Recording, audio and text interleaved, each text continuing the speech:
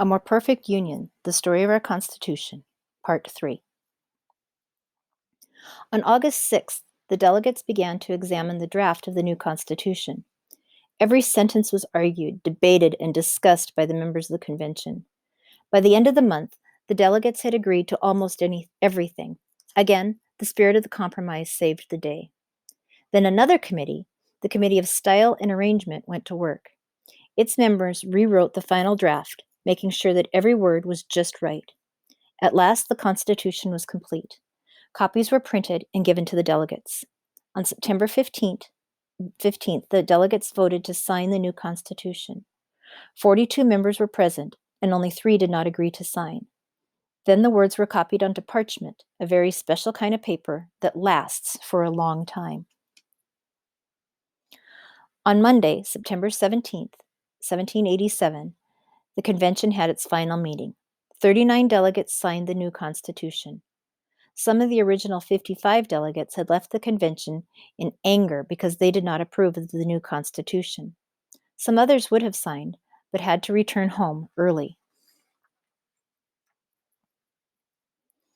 The signing of the Constitution was a formal ceremony. George Washington was the first to write his name. Then the other 38 men followed. Although it was a serious and important moment, it was also a very happy one. Ben Franklin commented at last he knew for sure what kind of sun was on Washington's chair. It was a rising sun. Everyone felt this was a good sign for the rising young country. Now all men were anxious to get home.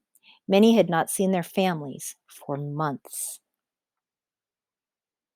Much hard work still lay ahead. The Constitution had to be ratified or approved in each state before it could become a law. The delegates had to convince the people in their home states to vote for this new Constitution.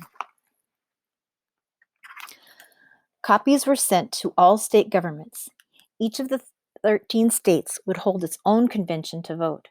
If 9 of the 13 states, or 2/3 majority, voted for the new Constitution, the new government would be set up. Many people were in favor of the new Constitution, and many were against it. Those who didn't like it were afraid the new government would be too strong, that living in America would be much the same as living under English rule. The debates in the states went on, and in December of 1787, Delaware became the first state to approve the Constitution.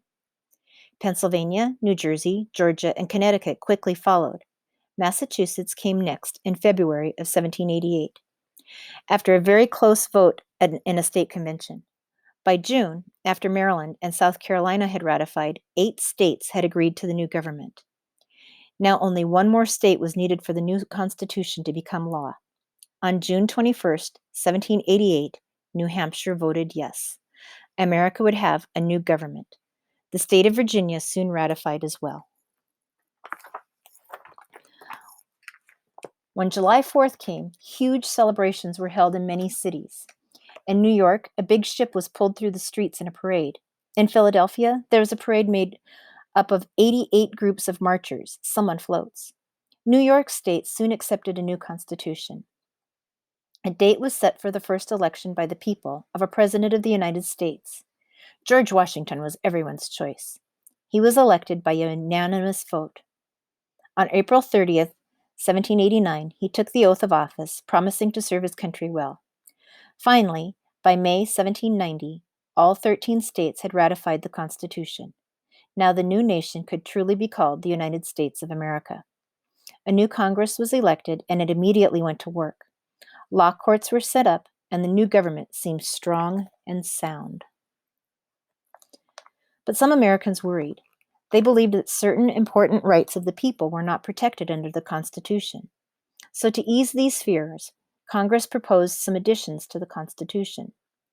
The first 10 additions, or amendments, are known as the Bill of Rights. In part, they state that people have the right to say what they want, go where they want, and pray to God in the way they want, without fear that the government will stop them.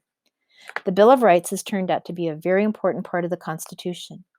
It protects people from losing the freedom that is so much a part of American life.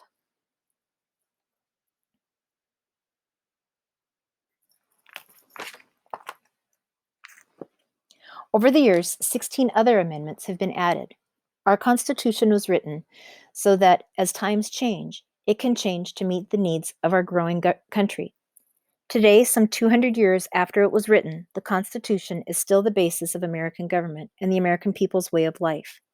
It is the oldest written set of rules for running a country still in use in the world. It created a government that has worked better and longer than any other in history. The Founding Fathers, as the authors of the Constitution are called, wrote the Constitution with the idea that the power of government should come from the people. This idea of each citizen playing a part in government is one of the principles that makes America strong.